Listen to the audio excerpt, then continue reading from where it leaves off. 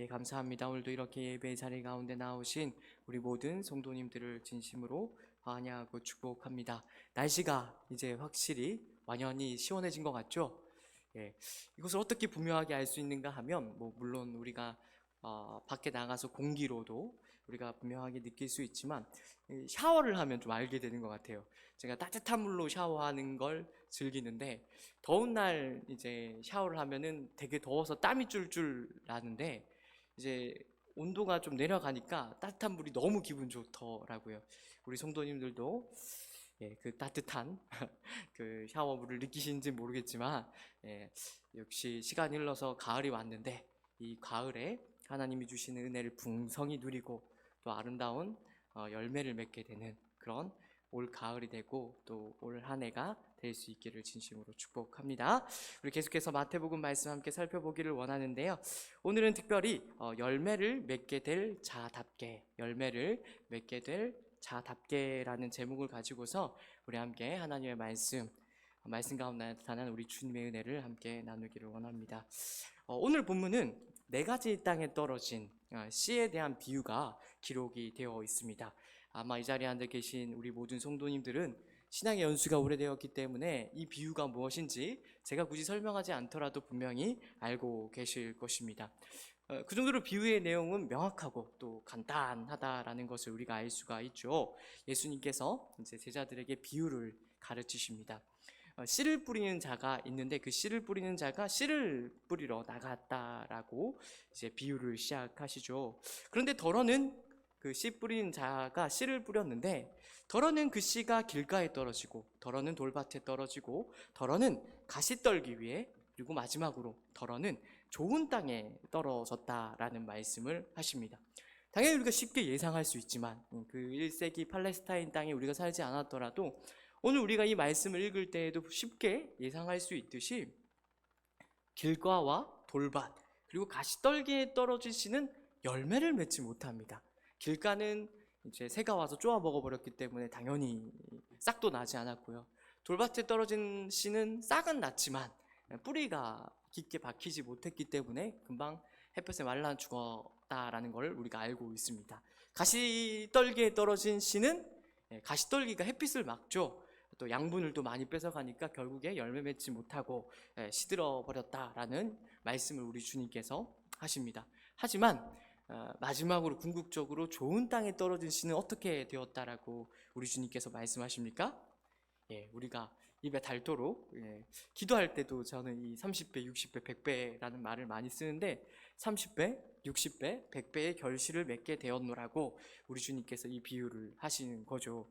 어떻게 보면 굉장히 당연한 이야기고 어려운 이야기가 아닌데 제자들은 이것을 너무나 쉬운 이 이야기를 왜 굳이 비유로 하셨는지 궁금해했던 것 같아요. 그래서 그것을 비유로 하신 이유에 대해서 예수님께서 10절부터 17절까지 그 이유를 설명해 주시고요.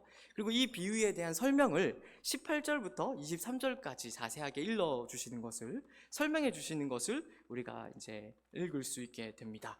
예수님께서 친히 이 비유를 설명하시면서 이렇게 이야기하죠. 뭐라고 하냐면 씨 뿌리는 자가 뿌리는 씨는 천국 말씀이라고 이야기를 하십니다. 그 천국 말씀, 우리가 좀 더 쉽게 이해를 하자면 복음이라고도 말을 할 수가 있겠죠.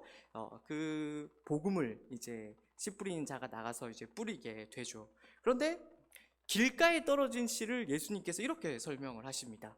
듣기는 듣지만 분명히 그 천국 말씀, 복음의 말씀을 듣기는 듣지만 깨닫지 못하는 자가 바로 길가에 떨어진 씨와 같은 사람이라고 예수님께서 설명을 하죠.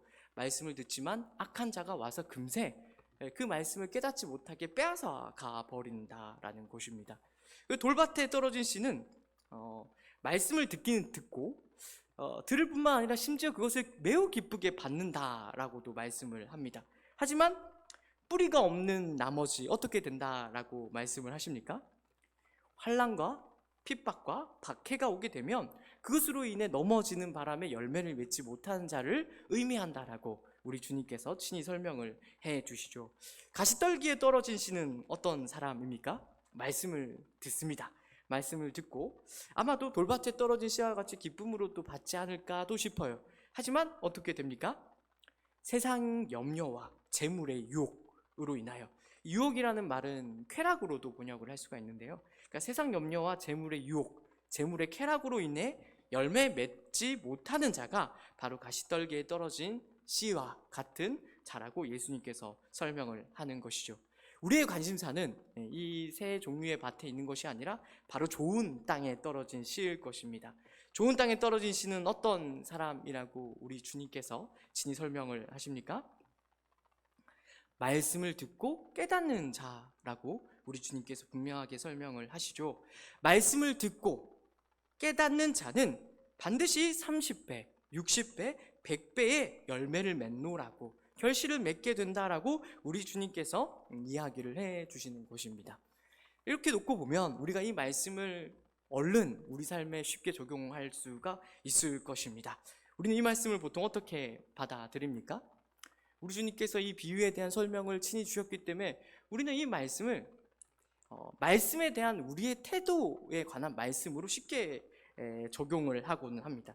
요컨대 이렇게 이제 생각을 하는 거죠. 이 말씀을 듣고 맞아, 우리는 좋은 밭이 되자라는 식으로 오늘 말씀을 우리 삶에 적용을 하는 것입니다. 복음을 받아들이는 태도를 똑바르게 하자, 바르게 하자, 복음에 대한 반응을 우리가 제대로 하자라는 식으로 적용을 하는 것입니다. 그래서 말씀을 잘 듣고 깨닫는 자가 되자는 식으로 오늘 말씀을 우리가 받아들이는 거죠. 우리는 당연히 그래야 할 것입니다. 천국 말씀을 받아들였을 때 길가에 떨어진 자와 같아서는 안 되죠. 악한 자가 와서, 사탄 마귀가 와서 우리가 들은 말씀을 빼앗지 못하도록 우리가 모든 정신, 마음, 뜻을 다하여 말씀을 듣는 데 집중할 수 있어야 될 것입니다. 그리고 우리는 또 돌밭에 떨어진 씨와 같아서는 안 될 것입니다. 그렇지 않습니까? 우리가 말씀을 듣고 기쁨으로 받을 뿐만 아니라 어떤 환난이나 핍박이 왔을 때, 박해가 왔을 때 그것을 쉽게 굴하지 않아야 할 것입니다. 듣고 그것을 지키는 자리에 머물러 있어야 한다라는 것이죠. 마찬가지로 가시떨기에 떨어진 씨와 같아서도 안 될 것입니다. 가시떨기에 떨어진 씨는 어떤 씨라고요? 세상에 대한 염려, 그리고 재물의 유혹, 그리고 재물의 쾌락에 치우쳐서 거기에 굴해서 말씀을 듣는 자리를 떠나는 그런 자라고 우리가 말을 할 수가 있죠. 당연히 우리는 그렇게 해서는 안 될 것입니다. 세상의 염려를 뿌리치고 재물의 유혹, 재물의 쾌락 또한 복음과 감히 비교할 수 없다라는 것을 우리는 분명히 하고 천국 말씀을 듣는 자리에, 복음을 듣는 자리에 우리는 마땅히 머물러 있을 수 있어야 된다라는 것이죠. 어렵지 않은 이 말씀을 우리 성도님들은 당연히 잘 이해하리라 믿습니다. 우리는 마땅히 그래야만 합니다. 그리고 마땅히 그럴 수 있어야 한다라는 것이죠. 그런데 이 너무나 당연한 말씀을 오늘 이 시간에 조금 더 우리가 좀 깊게 조금 생각을 해보려고 합니다. 우리는 마땅히 길가나 돌밭이나 가시떨기에 떨어진 씨와 같이 않아야 할 것입니다. 좋은 땅에 떨어진 씨와 같이 말씀을 듣고 지키는 그런 사람들이 되어야 하는데, 우리 가운데 아주 큰 문제가 있죠. 혹시 그 문제가 무엇인지 우리 성도님들은 이해하시겠습니까? 우리가 좋은 땅이 되기 위해서 되어야만 하는데, 우리가 가지고 있는 가장 중요한 문제, 가장 어려운 문제가 무엇인가 하면, 우리는 길가에 떨어진 씨이고 돌밭에 떨어진 씨이고 가시떨기에 떨어진 씨와 같을 때가 많이 있다라는 것입니다. 마땅히 우리가 좋은 땅에 떨어진 씨와 같아야 된다라는 것은 너무나 잘 알고 있습니다. 우리가 명분으로 삼고 있고 우리 삶의 목적으로 삼고 있고 그것을 위하여 노력도 하고 있지만, 우리가 신앙생활하면서 우리가 깨닫게 되는 것이 무엇인가 하면 너무나도 자주, 너무나도 빈번하게, 너무나도 흔하게 우리는 길가에 떨어진 씨와 같고 돌밭에 떨어진 씨와 같고 가시떨기에 떨어진 씨와 같은 신앙생활을 할 때가 많이 있다는 것입니다. 하나님의 말씀을 듣지만, 예배의 자리에 나와서 설교 말씀에 귀를 기울이지만 그것이 한 귀로 듣고 흘려버릴 때가 참 많이 있죠. 여기 이 자리에 앉아 계신 우리 연합교회 성도님들은 결코 그렇지 않을 거라고 믿어 의심치 않습니다만은 때때로 저는 그럴 때가 많이 있는 것 같아요. 또 어떨 때는 돌밭에 떨어진 씨와 같다 라는 생각을 많이 하게 됩니다. 예수를 믿는데, 내가 예수를 믿음으로 말미암아 예수 믿는 자로서 이 세상을 살아갈 때 어떤 비판이나 어떤 손해나 어떤 어려움을 당할 때 마음이 몹시 어려워지죠. 견딜 수가 없을 만큼 어려워질 때가 있습니다. 우리 성도님들이 그렇다는 것이 아니라 이 자리에 서 있는 저는 그럴 때가 많이 있는 것 같아요. 더 중요하게 가시떨기와 떨어진 씨와 같다고 생각될 때도 많이 있죠. 우리가 이 세상을 살아가면서 제일 골치 아프고 어려운 문제가 무엇입니까? 신앙생활을 하면서도 우리에게 당면한, 우리에게 직면한 가장 큰 문제는 무엇인가 하면 바로 세상 사람들과 비슷하게 바로 먹고 사는 문제일 것입니다. 세상에 대한 염려를 우리가 떨칠 수가 없죠. 재물의 유혹, 재물의 쾌락을 때때로 우리가 물론 믿음으로 이겨내야 하지만 그렇지 못할 때가 많이 있다라는 것을, 우리는 물론 그렇지 않아야 된다라고 말을 내뱉을지 모르겠지만, 고백할지 모르겠지만 그런 시험과 유혹을 당할 때가 많이 있다라는 것을 우리 모두는 경험하여 알고 있을 것입니다. 문제는 분명합니다. 우리가 좋은 땅이 되어야 열매를 맺는 삶을 살 수가 있는데, 우리는 오히려 좋은 땅이 아니라 길가에 떨어진 씨와 같고 돌밭에 떨어진 씨와 같고 가시떨기에 떨어진 씨와 같을 때가 많이 있다라는 것입니다. 여기서 우리는 정직하게 이 말씀 앞에 우리 자신을 세우고 질문을 던질 수 있어야 됩니다. 그렇다면 우리는 도대체 어떻게 해야 열매 맺는 삶을 살 수가 있는 것일까요? 이 열매 맺는 삶을 우리가 지난 시간에도 중요하게 다루었습니다만은 결코 쉽게 생각해서는 안 될 것입니다. 열매는 맺어도 되고 안 맺어도 되는 것이 아니다라는 것을 우리가 지난 시간에 마태복음 말씀을 통하여 확인을 했었죠. 마태복음 7장에서 우리는 이런 음성을, 우리 주님의 가르침을 듣습니다. 나더러 주여 주여 하는 자마다 천국에 들어갈 것이 아니오 라는 무시무시한 말씀을 우리가 듣게 되죠. 그리고 나서 바로 7장 19절에서 우리 주님께서 이렇게 뒤이어서 이야기를 하십니다. 한번 좀 찾아볼까요? 조금 앞으로 돌려서 마태복음 7장 19절 말씀입니다. 마태복음 7장 19절 말씀, 신약 10페이지 어간이 되겠습니다. 오늘 본문의 중요한 말씀이 되기 때문에 큰 목소리로 한번 읽어보도록 하겠습니다. 아름다운 열매를 맺지 아니하는 나무마다 찍혀 불에 던져지느니라. 그러니까 우리가 씨 뿌리는 비유, 네 가지 땅에 떨어진 이 씨 뿌리는 비유를 읽고 열매는 맺어도 그만 안 맺어도 그만이라는 식으로 생각해서는 결코 안 된다라는 것입니다. 왜요? 마태복음 7장에서 이미 우리 주님께서 이 열매 맺는 삶이 천국에 들어가는 것과 구원을 받는 것과 동일한 선상에서 다루고 있다라는 것을 우리가 생각할 수 있어야 된다라는 것이죠. 우리 주님께서 분명하게 말씀하셨습니다. 아름다운 열매를 맺지 아니하는 나무는요 찍혀서 불에 던져진다라고 우리 주님께서 분명하게 이야기하고 계신다라는 것입니다. 다시 질문으로 돌아와 보겠습니다. 그렇다면 우리가 생각했을 때 우리 자신이 길가와 같고 돌밭과 같고 가시떨기에 떨어진 씨와 같은 우리는 도대체 어떻게 해야 찍혀서 불에 던져지지 않는 아름다운 열매를 맺는 그런 신앙생활을 해 나갈 수 있을까요? 사실은요, 놀랍게도 오늘 본문의 비유는요 그런 질문을 정직하게 품고 있는 자를 위해 주어진 비유라는 것을 이 시간 이 자리에 앉아있는 우리 모든 성도님들이 분명하게 깨닫기를 진심으로 축복합니다. 오늘 비유를 우리가 제대로 이해하기 위해서는요 성경이 그리고 있는 인간상이 무엇인지, 인간이란 존재가 무엇인지를 조금 이해할 필요가 있습니다. 그것은 무엇인가 하면 제가 앞에서도 이야기한 것과 같이 우리 모든 인간은 죄인이어서, 전적으로 타락하고 전적으로 부패한 죄인이어서 가만히 내버려두면 죄만을 생각하고 죄밖에 지을 수밖에 없는 존재라고 성경은 우리에게 분명하게 이야기하고 있다라는 것입니다. 오늘 본문의 비유식으로 비유에 나타난 표현을 빌려서 표현을 한다면 우리 모든 인간은 타고나기를 길가에 떨어진 씨와 같고 돌밭에 떨어진 씨와 같고 가시떨기에 떨어진 씨와 같다라는 것을 우리가 분명히 할 수 있어야 된다는 것입니다. 왜요? 그것이 성경 전체가 인간에 대해 말하고 있는 내용이기 때문에 그렇습니다. 그런데 오늘 이 비유가 우리에게 복음이 되는 것은 무엇인가 하면 바로 그 길가와 돌밭과 가시떨기에 떨어진 씨와 같은 우리에게 대하여 누가 오셨다라는 것입니까? 씨 뿌리는 자가 되시는 예수 그리스도께서 우리를 친히 찾아오셨다라는 말씀을 이 비유를 통해 우리에게 전하고자 하시는 것입니다. 그 씨 뿌리는 자가 우리와 같은 참으로 볼품없고 씨 뿌릴 만한 곳이 되지 못하는 그 길가와 그 돌밭과 그 가시떨기와 같은 우리 마음밭에다가 뭘 하신다고요? 씨를 뿌린다라고 이야기를 하고 있는 것입니다.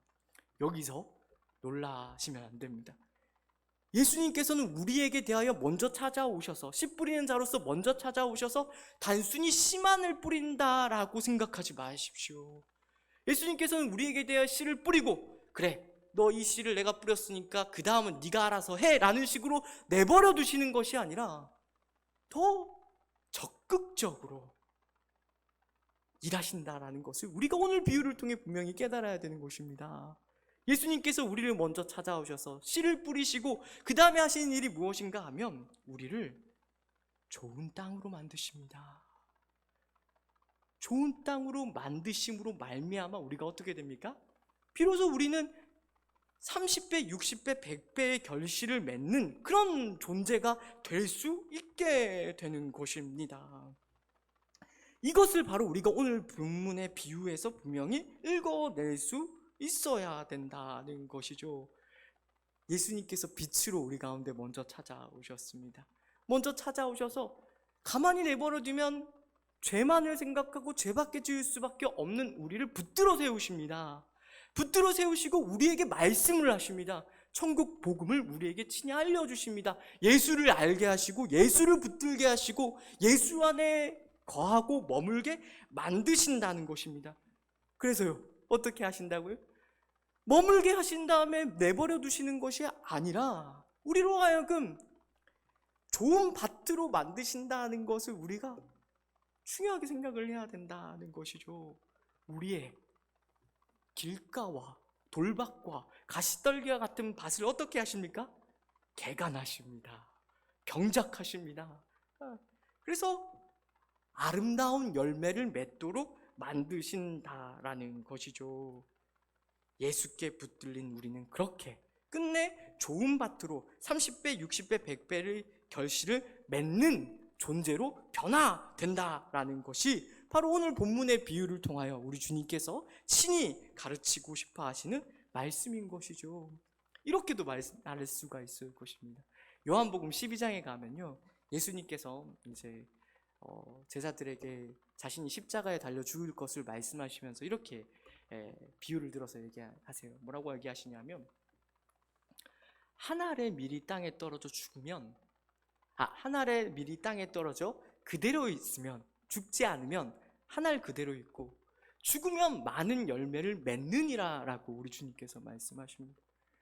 이 말씀을 우리가 오늘 말씀과 연결해서 잘 생각해 볼 수 있기를 바랍니다. 우리는 길가고 우리는 돌밭이고 우리는 가시떨기와 같은데 예수께서 친히 우리를 찾아오셔서 우리를 붙드시고 그런 거친 열매가 맺을 수 없는 그런 땅에 예수님께서 친히 한 알의 밀알로 죽으십니다. 그대로 있는 것이 아니라 죽으십니다. 십자가의 죽으심으로 말미암아 우리는 이제 어떤 존재가 되었다고요? 잘 기억할 수 있기를 바랍니다. 우리는요, 열매 맺지 못할 자가 아닙니다. 열매 맺지 못할 자가 아니라 30배, 60배, 100배의 열매를 맺을 자라는 것을 우리 주님께서는 오늘 비유를 통하여 분명히 알라라고 가르치고 계시는 것입니다. 그래서 이 씨 뿌리는 비유가 마태복음 13장 16절 말씀으로 연결이 되는 거예요.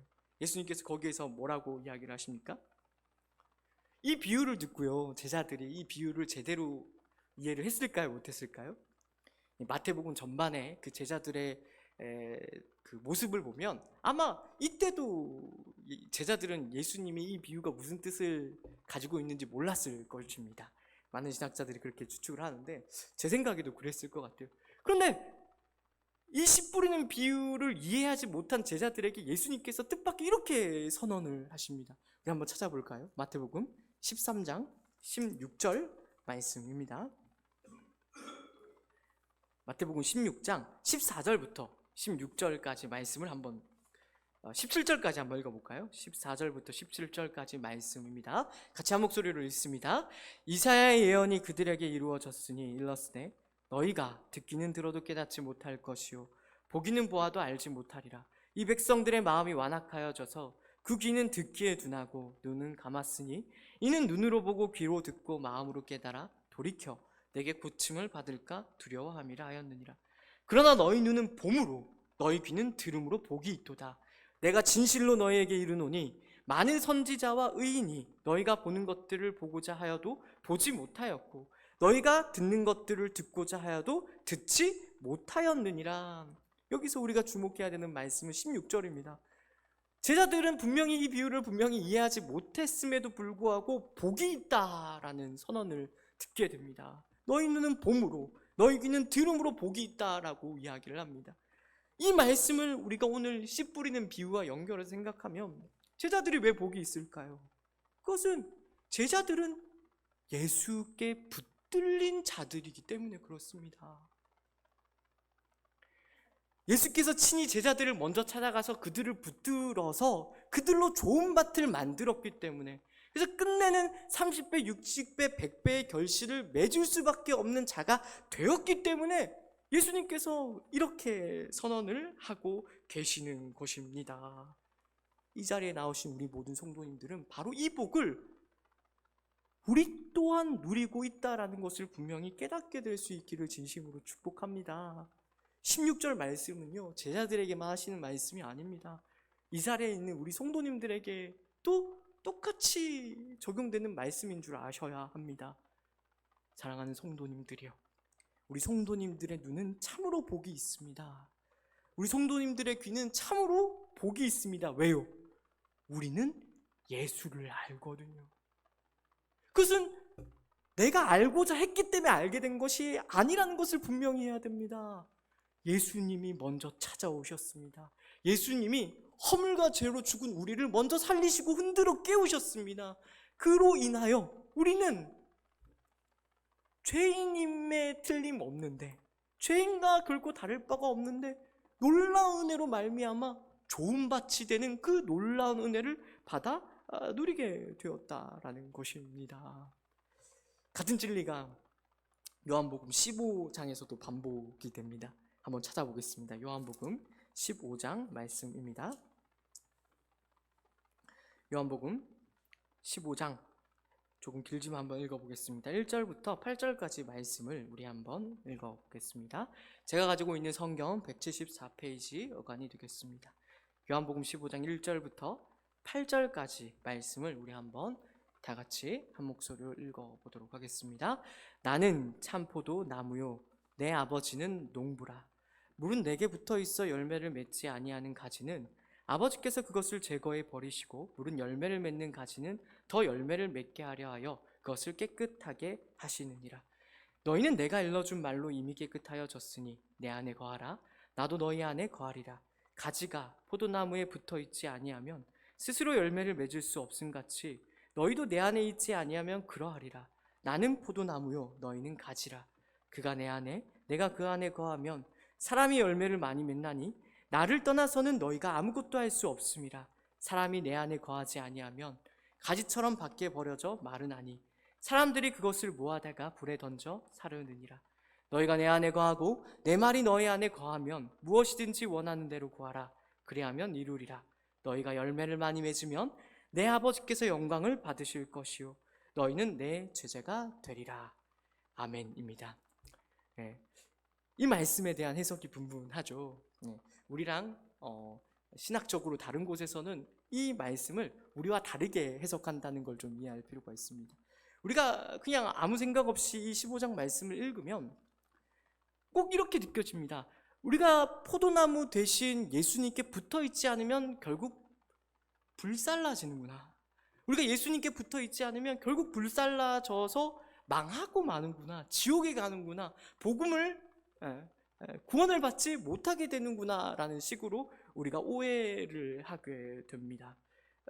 우리가 이 말씀에 대한 어떤 신학적인 이해 없이 읽게 되면 분명히 그렇게 오해하실 분들이 있을 것입니다. 그러나 15장은 결국 그렇게 읽어서는 안 됩니다. 이 15장의 비유가 말하고자 하는 요지는, 야 너희, 내가 포도나무인데 이 포도나무에 제대로 붙어 있지 않으면 너희 망할 거야.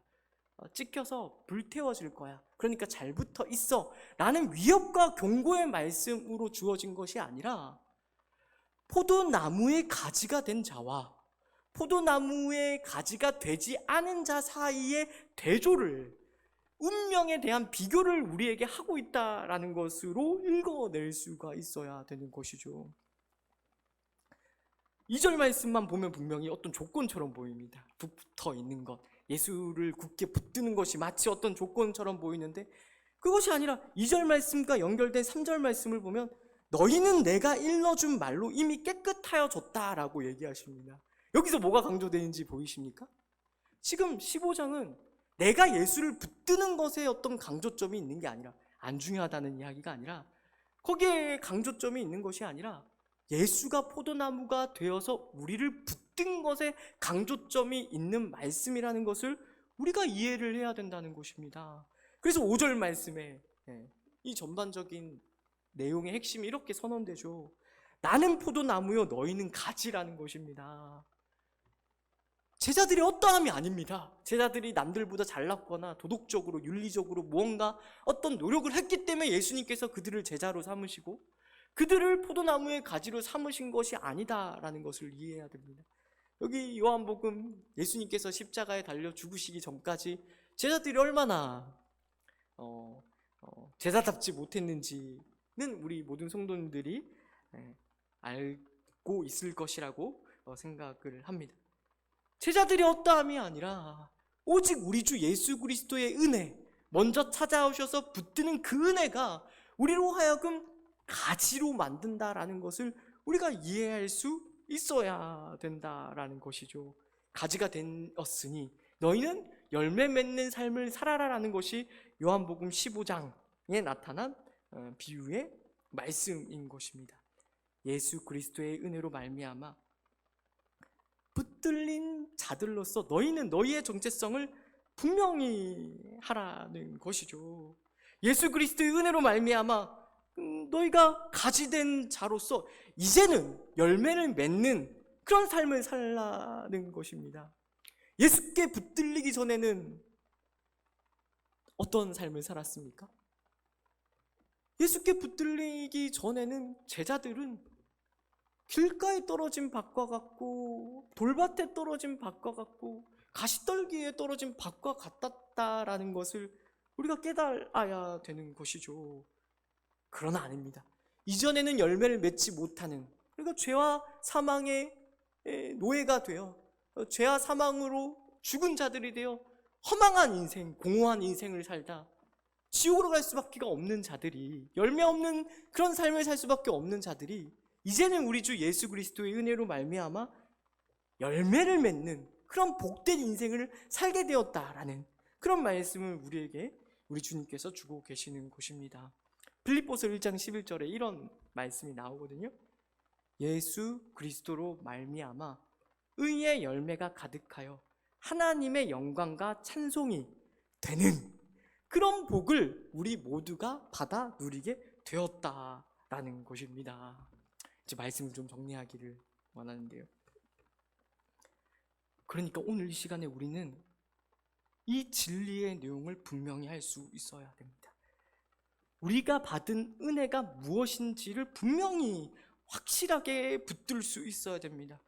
그것이 무엇입니까? 우리가 구원을 받는 것, 우리가 예수를 믿어 예수와 연합하여 하나님과 친교의 자리에 이럴 수 있는 것, 하나님 나라의 삶을 살 수 있는 그 모든 것들이 우리의 어떠함 때문에 주어지는 것이 아니다라는 것을 분명히 해야 된다는 것이죠. 제가 반복해서 말씀드립니다만은 우리는 가만히 내버려 두면 그냥 죄만을 생각하고 죄만을 짓다가 지옥 같은 삶을 살고 지옥으로 갈 수밖에 없는 그런 자리에 있었음을 분명히 해야 됩니다. 근데 예수님께서 친히 우리를 찾아오셨습니다. 그리고 우리를 붙드셨죠. 저는 종종 이런 표현을 쓰고 하는데, 우리는 듣고 싶지 않은데 우리의 멱살을 붙들어 예수의 말씀을 듣는 자리 앞에 우리를 앉히신 것입니다. 우리는 생각지도 않았죠. 우리는 기대하지도 않았습니다. 우리는 바라지도 않았습니다. 우리는 영적인 것에 대하여 죽은 자들이기 때문에, 그 어떤 감각도 없었기 때문에 당연히 생각지도 기대하지도 바랄 수도 없었죠. 그것을 우리가 예수 믿지 않는 자들, 세상 사람들을 보면 분명하게 알게 되는 내용이지 않습니까? 그런데 하나님께서 우리를 먼저 사랑하셨습니다. 하나님께서 먼저 우리를 사랑하시고 예수 그리스도를 우리에게 보내셨습니다. 예수님께서, 하나님 대신 예수님께서 우리를 친히 찾아오사 우리를 붙드시고 우리를 위하여 십자가의 죽으심으로 말미암아 구원을 이루셨다라는 것을 우리는 분명히 해야 되는 것이죠. 그 예수 그리스도의 사역으로 말미암아 우리는 좋은 밭이 되었습니다. 포도나무의 가지가 되었다는 것입니다. 이것을 놓치지 마십시오. 오직 은혜로 우리 주 예수 그리스도께서 차마 열매 맺을 수 없는 땅임에도 불구하고 하늘의 밀이 되셔서 땅에 심기어 그대로 있는 것이 아니라 죽음으로 말미암아 많은 열매를 맺어 좋은 땅으로 만드신 것과 같이 그 은혜를 아는 자답게 이 세상을 살아가는 우리 모든 성도님들이 될 수 있기를 진심으로 축복합니다. 당연히 이 은혜는 취소될 수가 없다라는 거 알고 계시죠? 로마서 8장 32절 말씀으로 요걸 단히 하고 넘어가도록 하겠습니다. 로마서 8장 32절은 우리의 구원이 취소될 수 없다라는 것을 이렇게 명료하게 선언을 합니다. 로마서 8장 32절 말씀입니다. 신약 250페이지 어간이 되겠습니다. 로마서 8장 32절 말씀, 우리 다 같이 한 목소리로, 큰 목소리로 한번 읽어보도록 하겠습니다. 자기 아들을 아끼지 아니하시고 우리 모든 사람을 위하여 내주신 이가 어찌 그 아들과 함께 모든 것을 우리에게 주시지 아니하겠느냐. 이 32절 말씀을 저는 우리 모든 성도님들이 늘 신앙생활하면서 곱씹었으면 좋겠어요.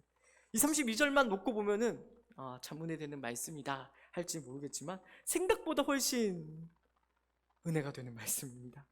8장 전반적인 문맥, 로마서 전반적인 문맥을 보면요, 하나님이 자기 아들을 언제 주셨는데요? 32절 말씀을 보면 자기 아들을 아끼지 아니하시고 우리를 위해 내주셨다라고 사도 바울은 이야기를 하고 있습니다. 근데 우리가 놓치지 말아야 되는 것이 무엇인가 하면, 이 자기 아들을 내어주신 것이 언제 이루어졌는지를 우리가 기억하는 것이 중요합니다. 언제 이루어졌다라고 이야기를 하죠? 우리가 아직 죄인 되었을 때, 우리가 아직 원수 되었을 때, 우리가 아직 약한 그때에 하나님께서 자기 아들을 아끼지 아니하시고 내어주셨다라는 것을 우리는 중요하게 생각해야 됩니다. 그런데 보십시오, 그렇게 끝나는 것이 아니라 죄인 되었을 때에도 아들을 내어주신 그 하나님께서 지금 우리가 예수를 믿어 예수를 고백하는, 주로 고백하는 우리들에게 대하여 모든 것을 우리에게 당연히 내어주지 않겠느냐고 사도 바울이 이야기를 하고 있는 것입니다. 이 말씀을 꼭 기억할 수 있기를 바랍니다. 아무 자격이 없었을 때, 아무 조건이 없었을 때에도 우리를 사랑하셔서 자기 아들을 내어주셨습니다. 예수 그리스도를 보내주셨습니다. 그런데 지금 예수를 믿게 된 지금에는 얼마나 더 큰 사랑으로 우리의 인생에 간섭하겠느냐라는 그런 말씀이 32절 가운데 담겨 있는 것이죠. 그런 맥락에서 우리의 구원이 취소될 수가 없는 것이죠. 하나님의 사랑은 더더욱 깊어집니다. 어떻게 깊어집니까?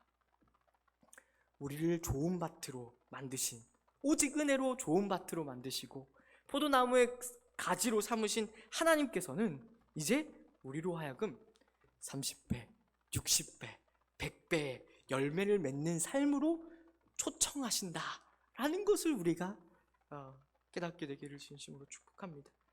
포도나무의 가지로 만드셨으니 이제는 그 포도나무의 가지에서 열매를 많이 맺어 하나님의 영광과 찬송의 꽃이 되기를 목적하신다라는 것 또한 우리가 읽어낼 수 있어야 된다는 것이죠.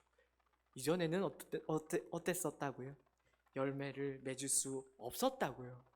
예수를 알지 못했을 때는 우리는 허망한 삶을 살 수밖에 없었다고요.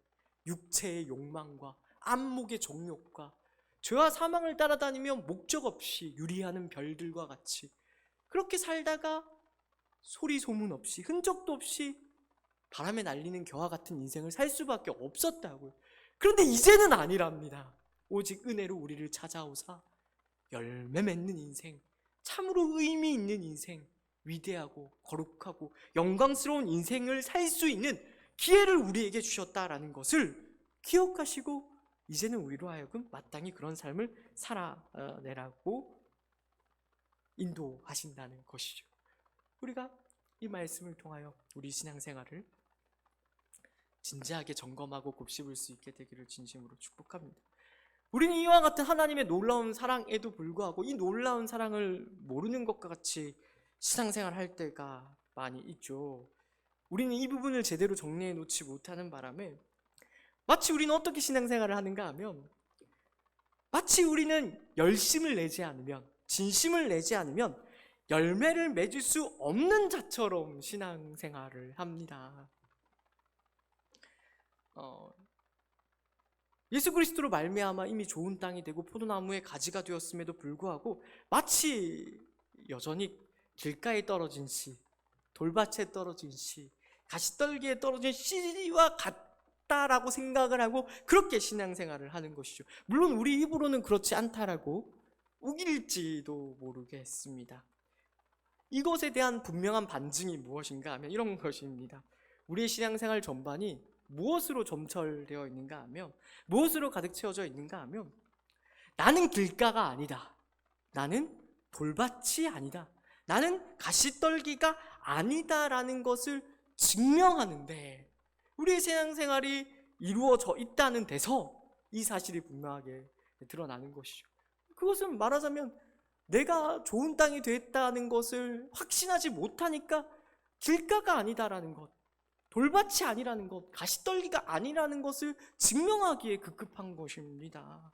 그러나 아닙니다.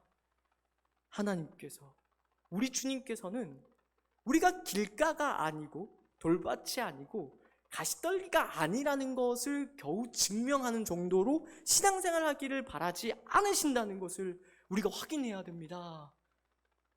더 나아가야 되죠. 더 나아가야 되죠. 어떻게 더 나아갈 수가 있을까요?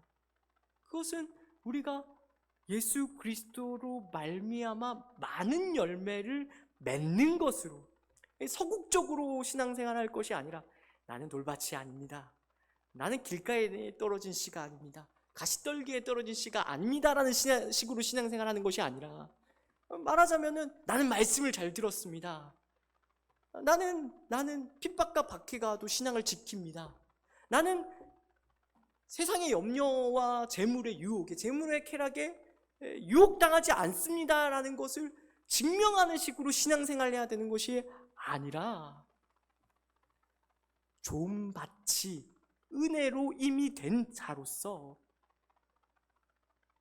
예수 그리스도의 무한하신 은혜, 하늘의 모든 신령한 복을 받아 누리는 자로서 넉넉함 가운데, 세상 가운데에서 예수 믿는 자의 남다름을 드러내고 증명하는 식으로 우리가 신앙생활을 해낼 수 있어야 된다라는 것이죠. 이것을 우리가 중요하게 생각을 해야 됩니다. 소극적으로 신앙생활하는 데서 머물러 있어야 되는 것이 아니라 그걸 깨부셔야죠. 거기에 머물러 있는 것이 아니라 보이셔야 됩니다. 옳고 그름에 사로잡혀서 나는 옳고 너는 그르다, 정죄와 심판으로 신앙생활하는 것이 아니라 그렇게 나의 참됨을, 나의 신앙의 진정성을 입증하는 것은 결코 우리 주님께서 목적하시는 것이 아니라 이미 사랑을 받아 넉넉한 복을 받아 누리고 있는 자답게 넉넉하게 우리 예수 믿는 자의 남다름을 드러내고 증명해낼 수 있어야 된다라는 것이죠. 예. 예수 믿는 자는요, 예수께 굳게 붙들린 자는요, 반드시 열매를 맺게 되어 있다라는 것을 기억할 수 있기를 진심으로 축복합니다. 예. 그것은 말하자면 우리가 할 수 있기 때문에 그런 것이 아닙니다. 그런 것을 말하는 것이 아니라 예수 그리스도를 보내시고 십자가에 못 박아 죽이기까지 사랑하신 그 하나님의 사랑이 우리를 가만히 내버려 두지 않기 때문에 단언할 수 있는 내용이라는 것입니다. 그렇기 때문에 우리는 결국 열매를 맺는 신앙생활로 나아가게 되어 있다라는 것을 기억하십시오. 우리 모두의 존재가, 우리 모두의 인간됨이, 우리의 모든 성품이 예수를 닮는 자들로서 결정되어 있다라는 것입니다. 근데 만약에 우리가 그런 신앙생활을 하지 않고 단지 소극적으로 나는 틀리지 않았어를 증명하는데 급급한 신앙생활을 한다면 어떻게 하겠습니까? 예. 아무것도 안 하는 것은 사실 신앙생활을 하는 것이 아닙니다. 우리가 학교 가서 아무것도 안 하고 앉아 있으면은 공부를 했다라고 말하지 않잖아요. 그렇죠? 공부를 열심히 해서 시험 성적을 반드시 내야 됩니다. 어떤 결과물을 내야 되는 것처럼 하나님께서도 우리에게 대하여 우리를 사랑하셔서 우리로 하여금 그 누구보다 마치 밤하늘에 빛나는 별, 새까만 밤하늘에 아름답게 빛나는 별이 되고 그 어떤 것보다 아름다운 보석 같은 그런 존재가 되기를 바라신다는 것을 잊으시면 안 되는 것이죠. 사실 우리의 모든 인생은 아름다운 별이 되고 아름다운 보석과 같은 그런 하나님의 자부심이 되는 그런 훈련과 연습을 하는 시간이라고 해도 결코 과언이 아닐 것입니다. 그것은 그리고 결코 실패되지가 않죠. 왜요? 아들을 보내시기까지 사랑하신 하나님이 우리의 조그만 잘못과 약함과 못남 때문에 포기하시겠습니까? 그렇지 않습니다. 하나님은요, 열렬히 우리를 사랑하십니다. 하나님은요, 열심을 내어서 우리를 사랑하십니다. 얼마나 열심을 내어 사랑하시는가 하면 질투하시기까지 우리를 사랑하신다라고 성경은 증언하고 있는 것입니다. 정리합니다. 우리는요, 열매를 맺게 될 수밖에 없는 자들이라는 것을 이제는 이해할 수 있기를 바랍니다. 다른 길은 없다라는 것을 이제는 이해할 수 있기를 바랍니다. 적당히 예수 믿고 적당히 신앙생활 해도 되지 않을까? 그런 길이 있지 않을까라는 생각을 이제는 접어두시고 우리를 아름답게, 우리를 거룩하고 영광스럽게 빚어내시려는 하나님의 뜨거운 열심이 얼마나 뜨거운가를 이제는 확인할 수 있기를 바랍니다. 욥기에 가면 이런 하나님의 일하심이 이렇게도 말하고 있습니다. 폭풍우처럼 일하시는 하나님, 침 삼킬 동안도 내버려 두지 않으시는 하나님, 그것이 바로 우리의 삶입니다. 하나님이 우리의 기도에 응답을 하지 않으신다고요? 하나님이 우리의 기도는 듣지 않으시는 것 같다고요? 하나님이 나한테서는 멀리 떨어져 계신 것 같다고요? 아닙니다.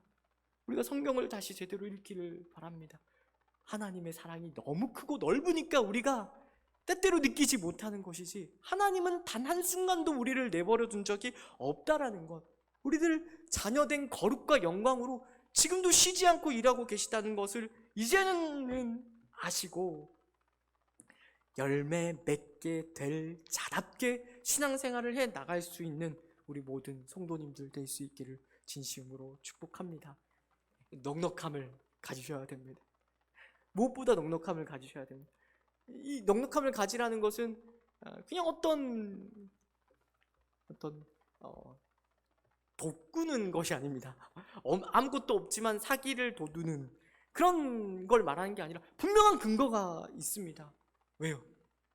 우리 가운데서 먼저 착한 일을 시작하신 이가 그리스도 예수의 날까지 반드시 이루실 것이기 때문에, 그가 신실하셔서 우리를 포기하지 않으실 것이기 때문에 넉넉함을 가지라는 것입니다. 그러니까 실패를 두려워하지 마시라고요. 망할 것을 염려하지 마시라고요. 우리가 얼마나 복된 인생으로 부름받고 있는 줄 아십니까? 우리는요, 아무리 발버둥 쳐도 결코 실패할 수 없는 인생으로 부름받았다는 것을 이해하셔야 됩니다. 그런데 우리가 이것을 정리해 놓지 못하는 바람에 우리는 실패를 두려워하죠. 말씀대로 살면 망할 거야. 그렇게 살면 결국 손가락질 당할 거야. 수치를 당하게 될 거야. 거기에 묶여서 우리는 때때로 아무것도 안 하기로 결단합니다. 누구 이야기인가 하면 제 이야기입니다. 저는 남들에게 욕먹는 것이 싫고 손가락질 당하는 게 싫고 실패가 두렵습니다. 그런데 그럴 때일수록 우리가 예수 그리스도를 보내신 하나님의 말씀으로 돌아가야 할 것입니다.